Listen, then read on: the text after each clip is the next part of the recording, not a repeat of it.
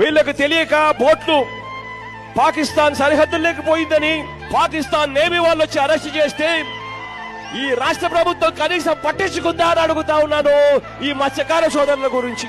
ఇవాళ ప్రతి మత్స్యకార సోదరుడికి నేను భరోసా ఇచ్చి చెప్తా ఉన్నా, ఖచ్చితంగా మా రాజ్యసభ సభ్యులను ఇద్దరిని ఇచ్చి ఆ మత్స్యకార సోదరుల కుటుంబ సభ్యులతో పాటు కలిసిపోయేట్టుగా కేంద్ర మంత్రి దగ్గరికి వాళ్ళు వెళ్లి రిప్రజెంట్ చేసి మన వాళ్ళను మళ్ళీ వెనక్కి తిరిగి తీసుకొచ్చేట్టుగా చేస్తామని చెప్పి హామీ ఇస్తా ఉన్నానని చెప్తా ఉన్నా. సార్ మాకు ఇప్పుడు ఊపిరి పోసారు సార్, మాకు జన్మలో మర్చిపోలేను సార్. ఎందుకంటే బ్రతికినంత వరకు మీ సేవ చేసుకుని బ్రతికాను సార్.